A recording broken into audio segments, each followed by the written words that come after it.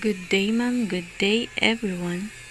We're going to report when technology and humanity cross. So, what is technology? What is humanity? Our world is truly entering a period of transformative modification that most people will be surprised by the measure and unavoidable step of developments that we merely had not expected. There are so many inquiries regarding the positive and negative effects, limitation of developments, and the ethical dilemmas that we will face in the future.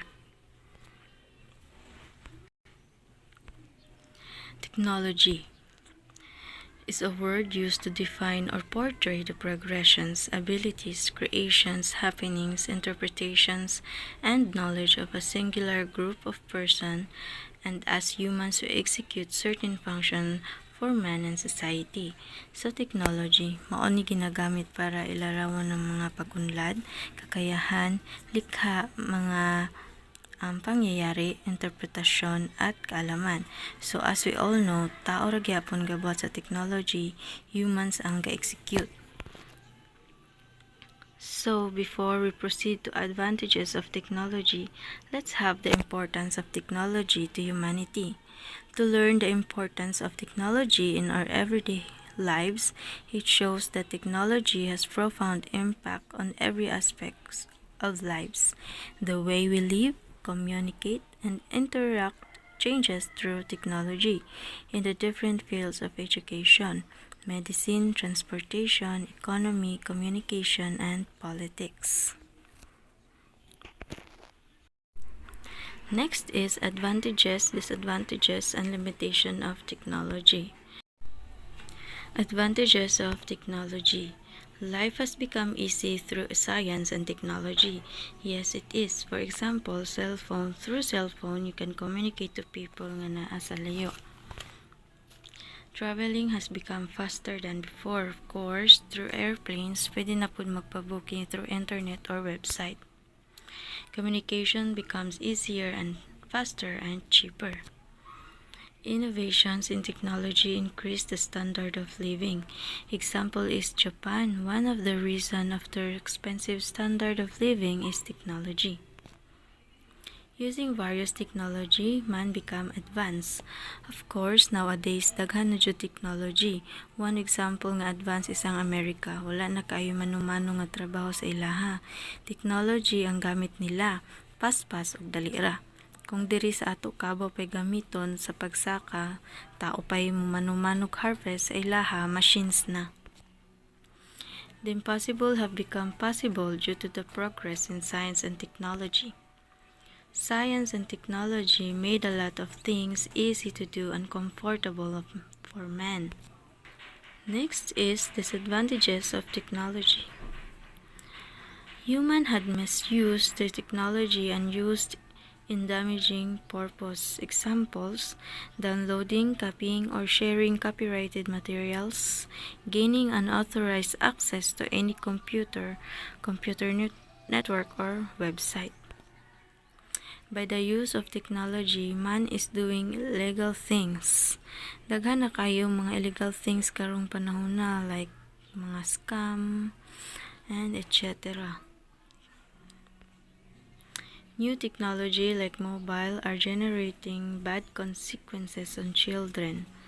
Yes, too much using mobiles pwede madaot mata sa bata, or ang radiation, of course, can affect the brain of the children.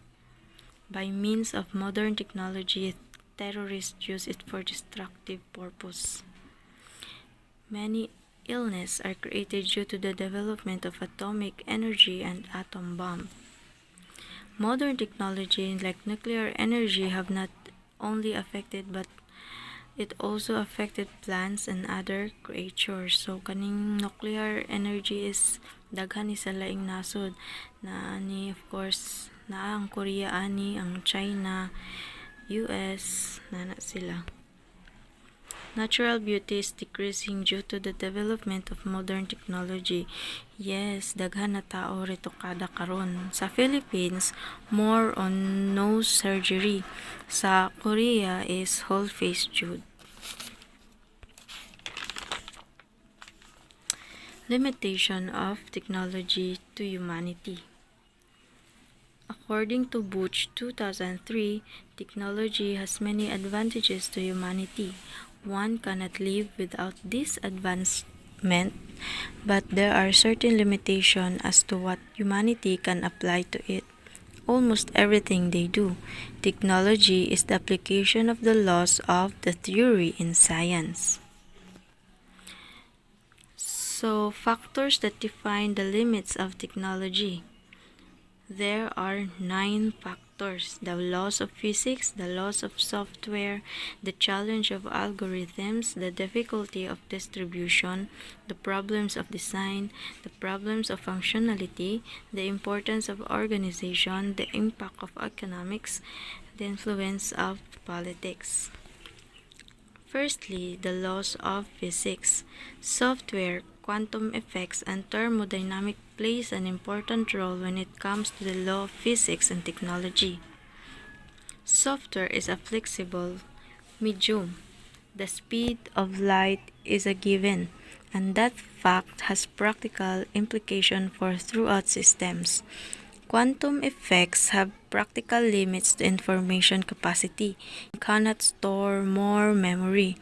Thermodynamic effects happen when the containers that will dissipate heat that limits the use of technology.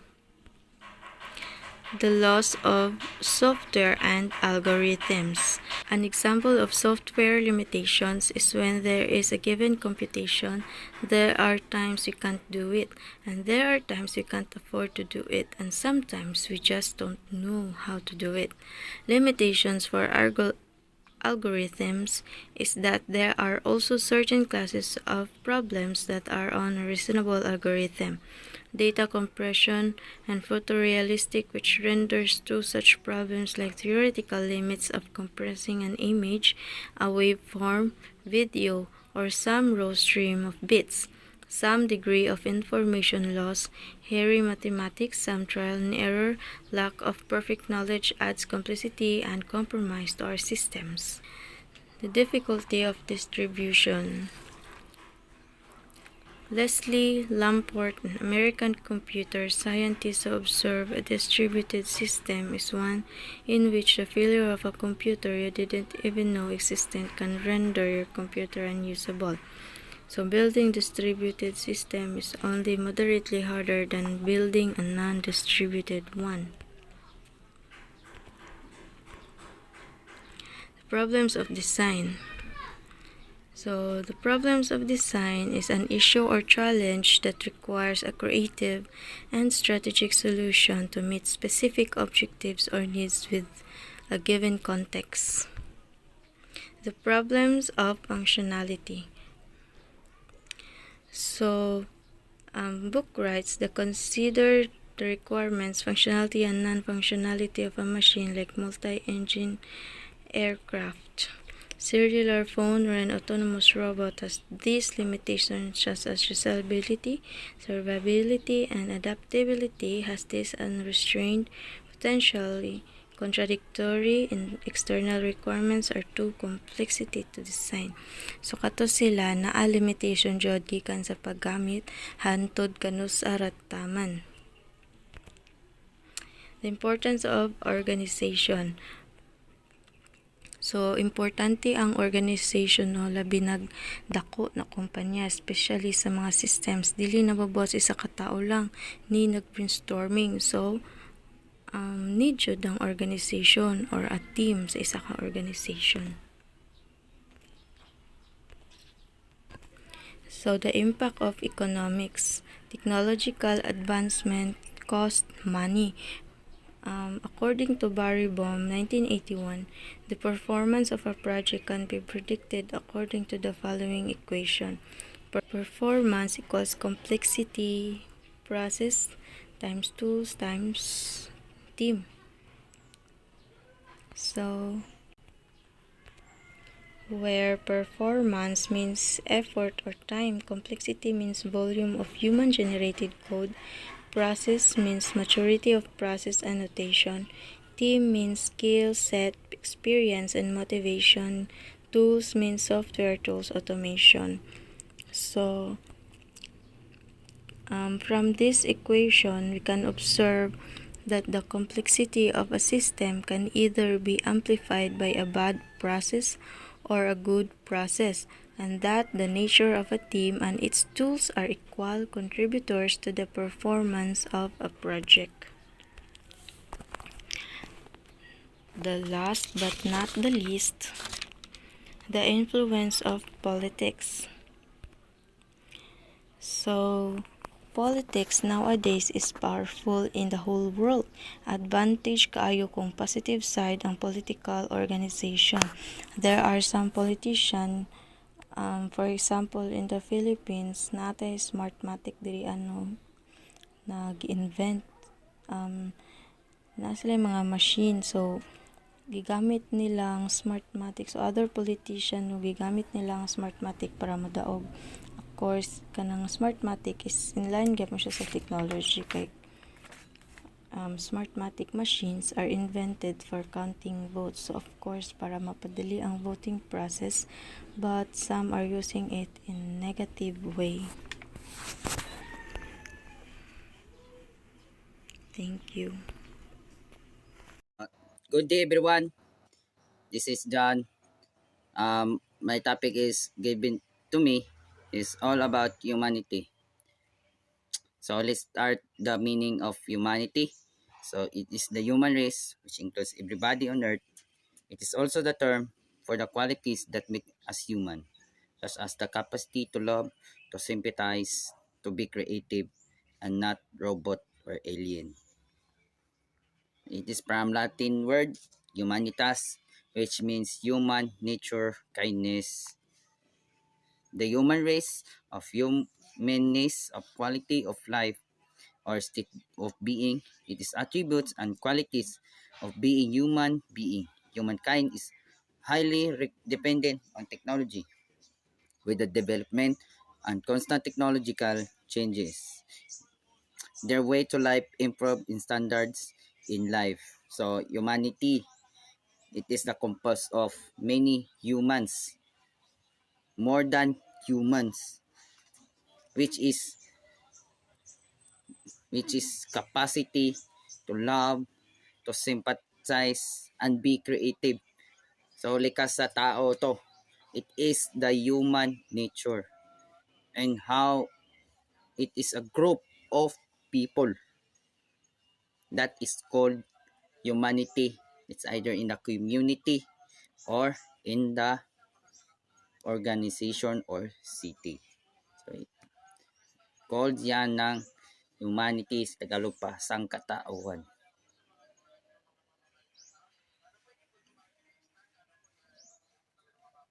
Sciences and technological advancements. So it is composed of many countries that have many technological advancement. First is United States of America. So according to the US Industrial Competitiveness and Technological Advancement article in 2012, industry in technological advancements frequently has been reinforced by congressional initiatives over the past 30 and more. Direct measures that concern budget outlays the provision serviced by government and indirect measures that include financial incentives and legal changes. So dito nga country is more advancement sila. Murag dito nga country kay murag nakabuhat sila og robotics in terms of computers, terms in programmings, mga mga technology nga super ka-advance nga na mapadali talaga ang work sa katao. Next is Canada, USA North and South America to Asia Pacific. It originates Organization for Economic Cooperation and Development, OECD. This date back to 1960 when 18 European countries, United States and Canada is merged to create an organization dedicated to economic development.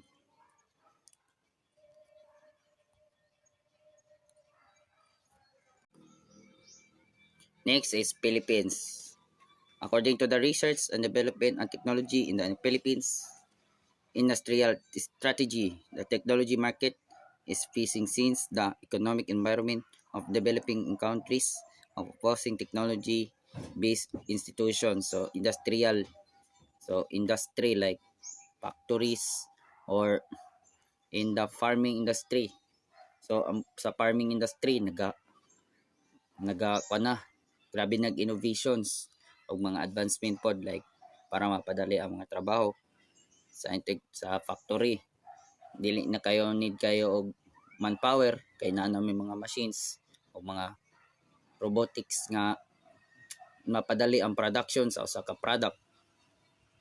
So thus the Philippines taking by actions informing the technology market ay focusing on 23rd industries as priority areas. By the Philippines can follow the technological innovations strategies imposed by Japan and South Korea with synchronized and consistent overall industrial strategy. The Philippines got move up economic reforms. Government should also focus on expansion of manpower, infrastructure, incentives, and research institutions to assist the growth of this system. So by advancement of technology, itabangan punta sa Japan ug South Korea nga na mapa consist ang atong industrial strategy sa atong nasod to make an expansion to manpower to infrastructure sa infrastructure daghan na kayo nabuhat nga buildings more mga establishments ang mga nabuhat incentives mga kuan ayuda mga panghatag nga libre nga madawat sa tuwa og research institutions like mga bagong discovery like kani nga product pwede day ni makatabang di sa community to assess the growth of the system. The ethical dilemmas of policy issues for 2015. Next topic is wearable technology. So we are presently involved to literally and figuratively multiple technologies that monitor our behaviors. Wearables have the potential to teach us, protect our health, as well as violate our privacy in any amount of peace. So, ang isa po na ko ni kay PPE or Personal Protective Equipment. Na pwede ni pagka-advance ni kay gamit po kayo ni sa pandemic era. Like na ay oxygen tank sa likod, cover kay matanan, tapos na ay mic ang sa mask. Manang naka-kuan po siya sa advancement of technology. Gamit kayo siya para likay po kayo sa mag-spread ang kuan, di po ka matakdan. Napo ni another sample in terms in privacy like butangan ni bag surveillance camera or tracking device ang imong masuot like GPS nanay karon nanay mga smartwatch butangan nag-tracking like mamonitor ka or makuan po natin privacy makuan po ba kung asa ka man matrack may nakakuan po sa wearable may either disadvantage po siya kay napoy mo makuan po nimong privacy advantage po siya kay kung in case of emergency matrack ka matrace up ka nga nang gamit po kayo ang ingani nga technology kani mga wearables. Hi, I'm Jan Subdani and the next topic is state-sponsored activists in software.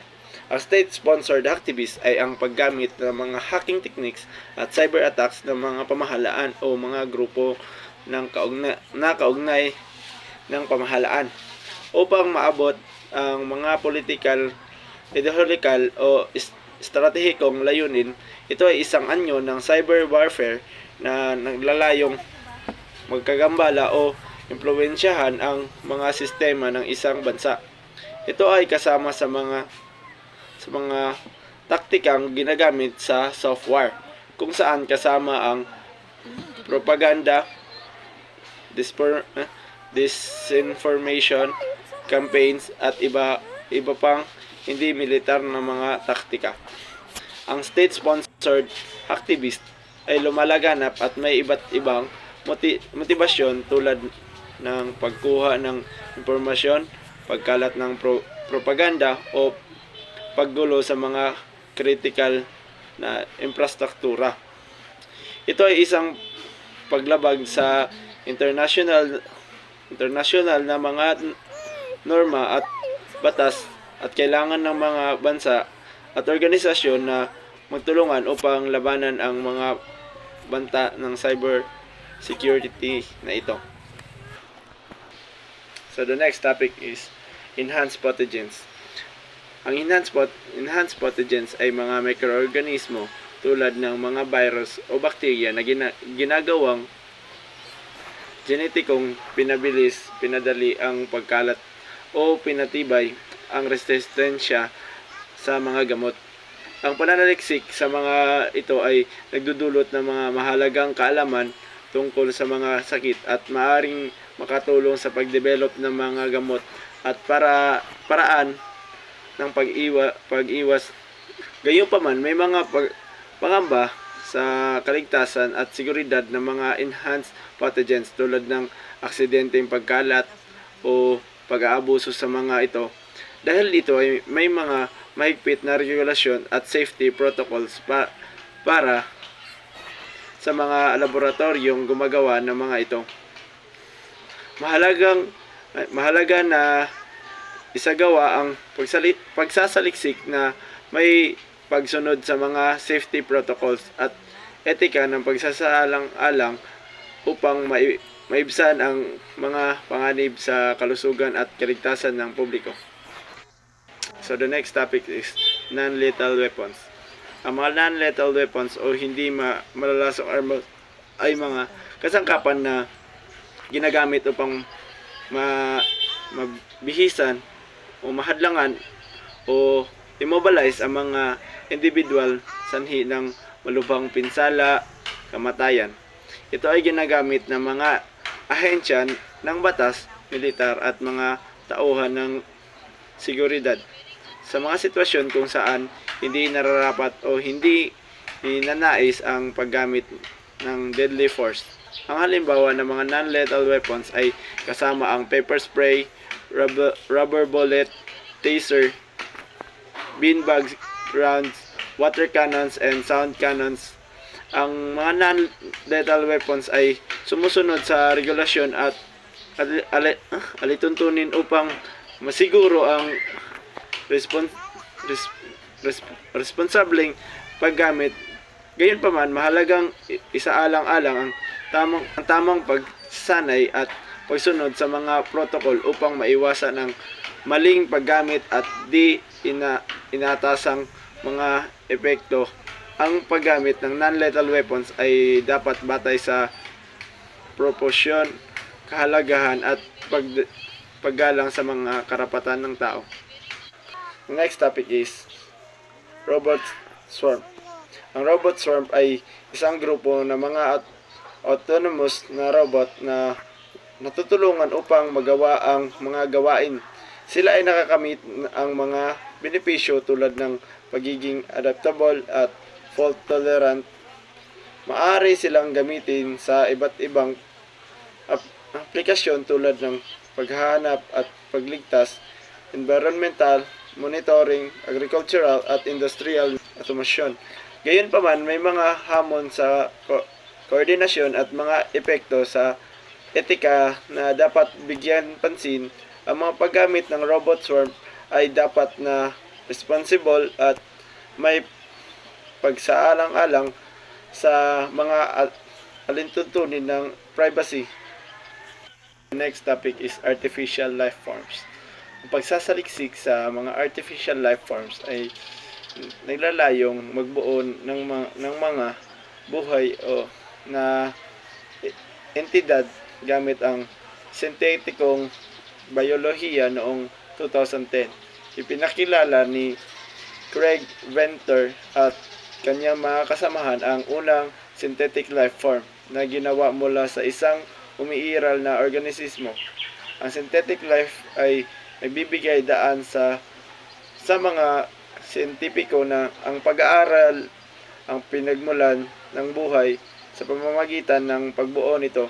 Gayunpaman, may mga isyong etika at patakaran na kaugnay ng paglikha at paggamit ng mga artificial life forms tulad ng mga alalahanin sa kaligtasan at panganib ng pagpapalabas ng mga ito sa kapaligiran.